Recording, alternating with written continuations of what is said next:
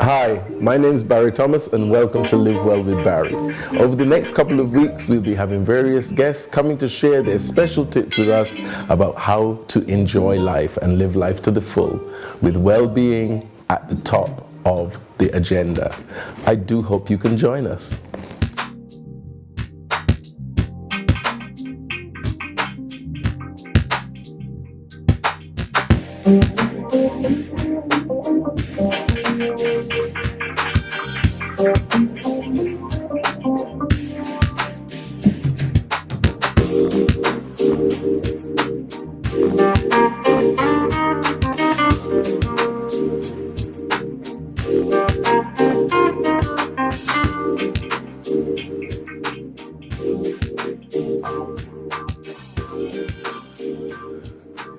Good afternoon and welcome to Live Well with Barrie. This afternoon we have the wonderful, amazing entrepreneur. She's done so many things in her 25 years on this planet that I think we're going to be here all afternoon. Welcome, Rebecca.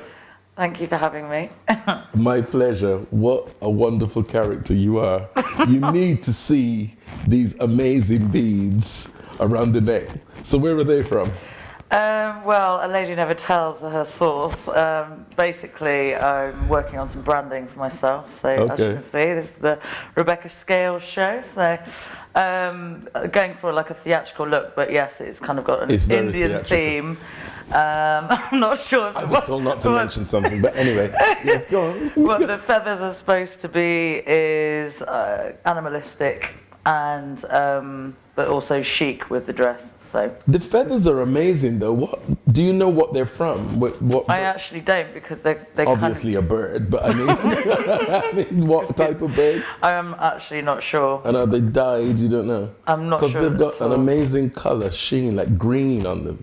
Well, I was doing a music video, and we had a stylist who basically went out and sourced these for me, so I didn't actually buy them myself. So.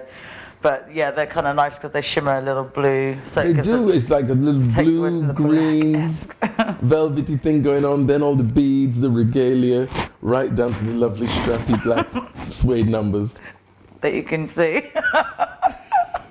Thanks for choosing those for me today. I chose them. I had two options. Good as a stylist here. There we go. So let's have the journey from start, where you came from. Yeah. We're in England, because I can hear a little accent. Okay, here we go. It's latent, it's back there somewhere. Okay, it's kind of a bit mixed actually, because I am actually from Lincolnshire. Okay. Grantham, where Margaret Thatcher comes from. Maggie Thatcher is obviously very popular. And never heard of her.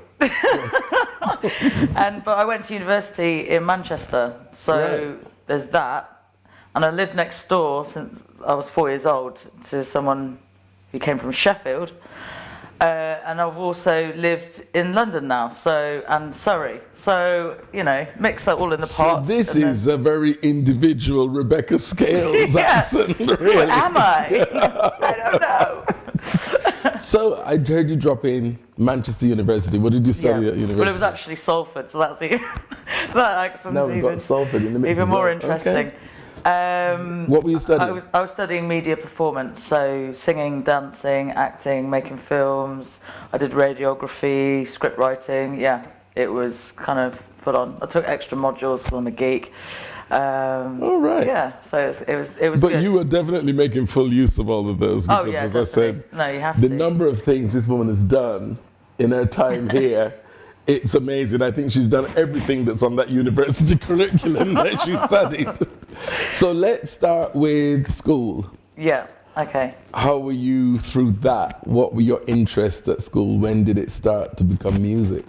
Music, well, I mean, I used to really enjoy singing in the choir. Okay. In the school productions, I used to get collared to sing in them.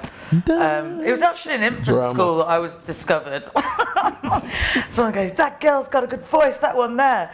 Only the girl next door to me, I'm not allowed to say her name, is that really mean? Victoria Wiggins. Basically. Don't you love that name, Wiggins?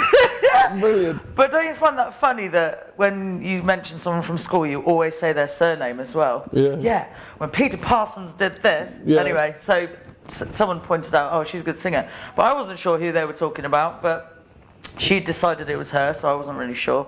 And then it kind of, I was asked to sing solo for something in front of the whole school, and I did it, but I, as a child does, released it.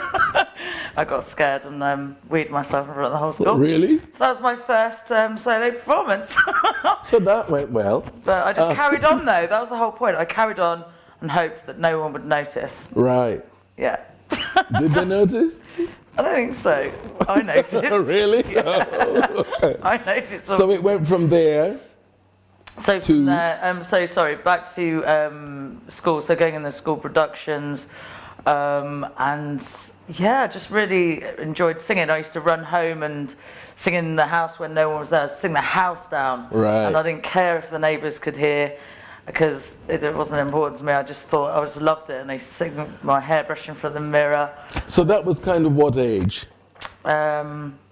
Gosh, yeah, when I was walking home from school, must have been about 9, no, hang on, must have been about 11. Okay, so 12. Secondary school. Secondary school, now. And that's when you really started feeling the passion for dramatics, like really understanding that I had something. Right. When, I used to go home and do that. No one was in the house. It was brilliant. I could raid the fridge. I could sing the house down. I could have my own time. I really used to like being by myself.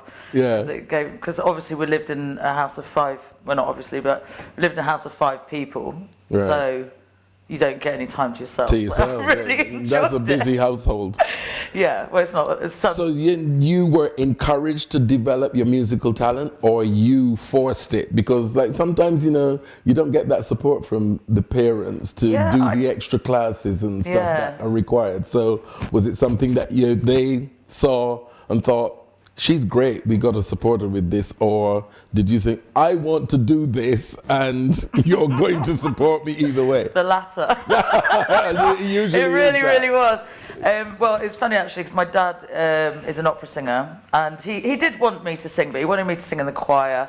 He wasn't really understanding the kind of popular culture that I was interested in. Your father was an opera singer. That's interesting. He's an opera Do you know singer his now. range? What was his range? He's a baritone, tenor. He's a tenor, yeah, baritone, tenor, and he sings in the Halley chorus, which is they sing in the proms for the Halley. Sorry, he's in the Halley chorus. He sings in the proms for the Halley choir. So I was brought up around him in a classical way, and my mum was a classical pianist who tried to encourage me to learn the piano, but I was too rebellious. Yeah. And then, basically, he would never have understood that, but this is something that I wanted for myself, and I was going to go out and get it. At the age of 13, I was dating a DJ, a drum and bass and jungle DJ, till 16, and I used to sing over his records. Okay. So that came from an early age, and I used to love it. But how would I describe that that's what I wanted to do? I wouldn't know that that was a career path at that age. And with your father being in music and opera singer, did he not recognize that in you and encourage it? Well, he did. I mean, he got me into a choir that was outside of the school, and that went quite well. But then I think that it wasn't that well supported, so then it wasn't going anywhere really. The guy was a bit flaky, and it didn't really work out. But I did really enjoy it. I really enjoyed it, and he was over the moon. And you felt you got something from that experience? Yeah, I did. I felt great. I felt like really. I said, I love this, Dad. Like, I really enjoyed it. But it's not really the music that I would want to carry on singing. Right. Realistically, I mean, I was more into popular culture, as most young teens or people trying to get into music are. They're just following the music they enjoy. That's the music they want to do. But I do love all styles of music, all genres of music. So, that's good. Yeah. That's good. I mean, today I was in Pilates, and my Pilates instructor, she wasn't there today. I was really upset, but she plays amazing classical music and operatic music, and you're literally, you feel like a ballerina when you're moving to the music, because you're flowing with the music. And I think she has that background. I think she has that dancer background. But just an example, It was Pachelbel. So when did you then decide, right, this is what I'm going to do as a career? Well, that's quite interesting because I couldn't play an instrument and I wanted to go to university. The only way I could really get a music module, or get into the music, shall I say, with the university course, was to do the acting side. And I managed to act my way onto the acting course. I don't know how I did it. Okay. We can often do things when pushed. Well, so, I wasn't, when pushed it was a matter of, do you want to stay in Grantham all your life, or do you want to try and do something with your life and get to university? You've got an option here, use it. And, I was quite a wild child, quite rebellious and, doing everything back to front. I can't see that as being her personality at all. Well, but, these things, they can work against you and they can work in your favour. So finally I buckled down and I got my, was it called UCAS form or something, filled out, and I said I wanted to go to Salford University. And I also applied for art university, so I did art at school. So and I got accepted to 2 art ones. One's in Lincoln and I can't remember, I think it was Leicester. But then I got into the Salford one and I wanted to go to Manchester. My friend was going to Manchester. She told me about the city lights, because if you know Grantham at all, there's not really much going on there. It's a small shopping centre and about 38 pubs that, probably with struck 2 out people 5. in each. Yeah. Well, yeah. There's actually 38,000 people in Grantham. I don't know if it's maybe a bit more populated now since I left. Probably doubled, but. The prospects there were looking pretty grim.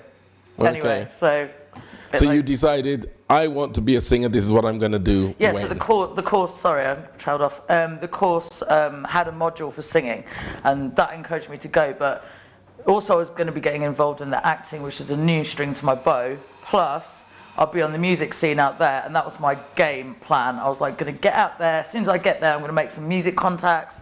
I'm going to get out there singing on the scene, like somehow, because I didn't need to do a course to tell me how to sing. In my head, I could already do this. You could already do the singing, yeah. I can already do this, so it doesn't matter. And like getting on stage and singing in front of people, that wasn't a problem, which is why the acting side obviously was great for me as well. So, and that was something for my confidence to build on as well. Right. Yeah, that's a whole different game, so waiting for people to speak on stage, it can be terrifying doing nothing on stage, Absolutely. But we spoke earlier about the many strings you have to your bow. Yeah. And which another one is massage therapy. Okay. So where did that come in the cycle of everything else? Well, this one's quite interesting and it's actually quite deeper than it sounds. I was out of work actually. My mum had just passed away. I was caring for my mum. She was very ill. Right. Cared for her for about a year, and after that, I literally wasn't doing anything. I was feeling quite down. And I was living with a friend who's quite exuberant girl called Louise. She's very flamboyant. You think I'm flamboyant, but wait till you meet her. I'm trying to imagine what this household must have been like with another flamboyant. Yeah, exactly. Imagine us 2 on a night out. Well, people have witnessed that. She's got bright red hair and she's crazy. But so lost my trail of thought now. Oh yeah, the massage. It was the massage. So basically, I was sat on the sofa one day, and she comes home and she says, "Do you fancy doing this thing for it's a big corporate company Christmas party, and they just need a couple of massage therapists to just go and do a couple of massages, just copy what I do, or just you're really good at it anyway." I don't know how she knew that actually, but just from living with each other, I guess. And so she brought me along, and I quite enjoyed it actually. It gave me kind of a bit of a buzz, and I realised what it was. I was actually helping someone else feel good, and that made me feel good. And I thought, okay. No, that's great. That's what the well-being is about. But I didn't realise at the time, part of that is actually, healing myself. So I'm feeling good because I'm making you feel good. Yeah. But I'm healing myself at the same time, so everyone's a winner. So that kind of then I mean, I was a bit of a fraud at that time. I hadn't actually got any qualifications. I was like, yeah, I'll give this a go, like most things in my life. I mean, how are you going to know unless you give it a go? You've got to test out the water. You don't want to sign up for a massage course for 2 years and then basically at the end of it decide, oh, I don't really like that, which probably a lot of people do. Anyway, but I kind of learned on the job, then I did my qualifications, and now I do the occasional massage. I've got so many, like say, strings to my bow to bring in the loaf. It's amazing that you actually find time to fit it all in. Yeah, well, it's about variety is the spice of life, and you've just got to follow that, and don't really pressurize yourself to try and fulfill everything all at the same time. Yeah. Do everything in steps. Everything has its place. In its moment when it's supposed to be done. It's taken a long time for me to realise that as well. Yeah, because you get to burn out if you try to do everything all of the time. Exactly. It's just too much for anyone. Well, I was working for the Institute of Directors, and basically I just felt like this office life isn't for me. I've had the nice salary. I've earned a fair bit of money. You're a creative. You're a creative. Why am I writing poems in the Institute of Directors at my desk? It's you're a creative, and that you'll find that environment restrictive. Yeah, it was. I mean, I had a very nice boss, David Buckle.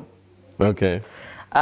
Who also was going through some issues with his in-laws with cancer. Actually, that's what my mum passed away from. And so when I needed to take time off work, he would allow that, and then I ended up caring for my mum full time. But it seems everywhere I seem to have gone, people have really supported me or helped me along my journey on, so that's been good. So the stressful life of a singer, how do you look after yourself? What is your formula for your well-being and basically keeping yourself sane? Well, when I first started out singing, I didn't know how to deal with my emotions. Obviously you have to look good, so that's one thing. You have to know your words. You have to learn your words. Yep. How are you going to keep them in your head when they're going out of your head every 5 seconds?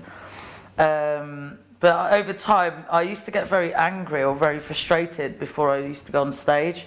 And that was just all the nerves coming out, and I didn't know how to deal with them. But now, and now I realise that when I hear the tune, I'll instantaneously, so long as I know the words and I know it like the back of my hand, as soon as I hear the track, bang, I'll know it and I'll come straight in. And it's almost on autopilot. Yeah, autopilot, yeah. And that's the best way to know a song, is to know it off by heart, inside out. So the method you use to keep all that under control is what? Basically, I do a lot of Pilates, I do some yoga, I do a lot of meditation every day. I was going to say, it sounds like relaxation and meditation is in there I do. quite a bit to just steady you and get an equilibrium. Well, that's what the benefit of the massage world was for me, because I was working with a company, I still do actually, work with a company called The Cloud, and they they do lots of exhibitions and whatnot, and festivals, and it's a great way to go and experience life. Like, you literally have variety. Like, you can go into, for instance, I just went to the World Travel Market. That's tourism for the whole world. Like, people traveling 24 hours to get to this event, and I was there meeting people from different cultures, different backgrounds, and just learning new things. So the whole massage world. But the team of massage therapists, they're all spiritual by nature, and they taught me about about all of these things, how to deal with nerves and how to channel your energies and open different chakras. I didn't even know what a chakra was when I started. What was that, 5 years ago? And now I really fully, understand it all. I did some meditation this morning. And I just I feel like in a better place. Yes, the meditation is always good because it brings you to a steady place. That sometimes the surrounding things can put you out of sync. Yeah. They can, really put you out of sync, that you've got so much going on around you in your head that you actually can't even focus on the basic thing that important you were there for in the first place. That you're there for. Exactly. So in your journey to where you are now, how many people would you say you've encountered that have been helpful and supportive and helped you get to where you are now? Okay. Quite a few, actually. I think one of my main problems is I don't know how to ask for help. Yeah. I'm used to doing everything for myself. Like I literally did everything for myself. And then it was only my first long-term boyfriend actually got me my first gig, which was paid, which is absolutely amazing. I was singing out freestyling over house music. So my boyfriend helped me, and he was really good at, like, he just knew all the right people and was good at, like, talking, I call it hustling. Yeah. He's good at doing the hustle, yeah. And yeah, and then I guess, like, because people could see my passion of what I was doing, they wanted to help me, they naturally wanted to help me. And I've always gone through my intuition and followed that, and that's always led me to the right people. Right. And I mean, dare I say, your energy is very positive and it's very up and it can draw people in. Yeah. And thanks. they get that lift from being in your company, so they'll probably want to participate and say, well, you know, she's great. I want to help her succeed and fulfill her potential. Exactly, thank you. I mean, if I can help anyone in any way, I literally am the first one to go, oh, you know, do this. And it seems to be like attracts like. So Yeah, I seem to have encountered that. But, you know, there are times where I find, like, asking for help is a problem, and being a perfectionist as well. Thinking, I can do this myself. For instance, we're doing a music video on Friday the 18th of November, and I have to learn how to delegate, and I've got to do it because I cannot do it all myself. That's the thing, you see. I can't direct, be in it. Well, I can. But you can't do everything. No, you can do everything, but it's not wise to do everything because you get to burn out. And sometimes you have to take your hands off the wheel and not be a control freak. I need to stop being a control freak. Everything. Exactly. And leave certain areas in the hands of the experts to let them do what they're doing. And then you can concentrate on just being fabulous, wonderful, amazing Rebecca Scales. As I did see a video of you doing Miss World. That's right, yeah. When was that? And that's another example of good energy. Yeah. I was in Barcelona and I went out there with my business head. I printed off my business cards.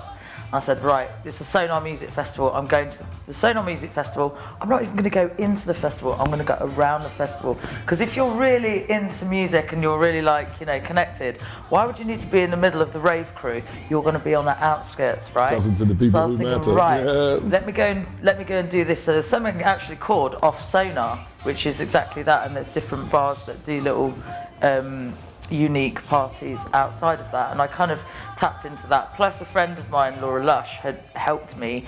That's a great name. It's a great Laura name, she's Lush. a DJ. She was supposed to be coming to Barcelona with me, but dropped out, but still sent me over there with a place to stay, had a group of her friends that she used to live with to meet up with, and one of them, Larrick Ebanks, he's also an artist, he's got his own label called Drug Recordings, and I was introduced to him, and we just got on like a house on fire. And then one day, after I'd done Barcelona City FM, I managed to get on there and get an interview on there. I went on there twice, and I got in a music video. So Larrick invited me onto a music video. Right. I had a gig out there, Collaboration Station, and then I did something else. What was it? But anyway, the music video, there was a massive storm that day and I got trapped inside this restaurant called Opium, and I was stuck in there for 2 hours and the music video was going on. I promised I was coming, and Larrick thought I wasn't coming, but I was. I said, I promise you I'm coming, even though we hadn't slept all night. Like, we still looked glamorous, but I was like, right, I'm going to that music video. So as soon as we could escape, I managed to get into a cab and drive there, and I quickly went home, obviously got changed, got all my stuff, turned up there, and then we did the music video. And he goes, you know, Rebecca, there's a lot of people that let me down today, and for that, for your good energy, I'm going to put you in touch with the guy who runs Miss World. Okay. And he put me in touch with this chap, and he basically then, you know, paid for me to go back out over there. They got me a designer, and I had to go and try on this lovely dress. It is a big ball gown, isn't it? It's lovely. It's lovely. I'll give you the name of the designer at the end to add on to your text. And that's how I got it. And then, I was just blown away by the level of professionalism. I was, yes, because events on that level is precision, it's meticulous, I needed that. Yeah. Yeah, so that was good. And yeah, it just felt like a nice welcome. So you told me that you're doing a video in a couple of weeks' time. That's right, yeah. And this is for the new single that is called? So Long Gone. Okay. Yeah. Well, we're going to hear a bit of it right now. Okay.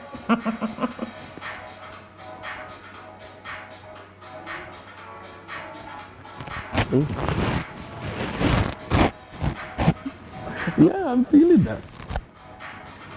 So this is the Eric Cuppa mix. Okay.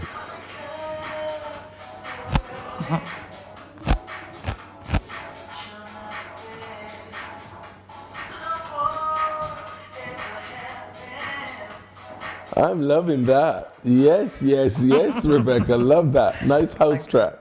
Yeah, so when is it released? So it's been released on promo since October, and then we're doing the actual release in December. I'm not actually sure what the date is on that, but I'll also give you the information for that. But you can actually buy it on Traxsource now. So in effect, it is released. But what is that on Traxsource? On Traxsource. So Traxsource. Yeah, Traxsource. Okay. So the single is called "So Long Gone." Yeah. By Rebecca Scales, and that was the Eric Cuppa mix. Eric Cuppa mix. Yeah. That's the mix I love. I love that. There's other mixes. There's Afro House. There's more ballad. There's various other mixes to choose from. So for your taste of music. So. Okay, so on closing, what would you say is the one thing that gives you pleasure? The one thing. You can only choose one thing. Oh wow, that's quite hard. That brings you joy. That when you do that one thing, you just feel amazing inside. Okay, I'm actually going to say to make somebody else happy.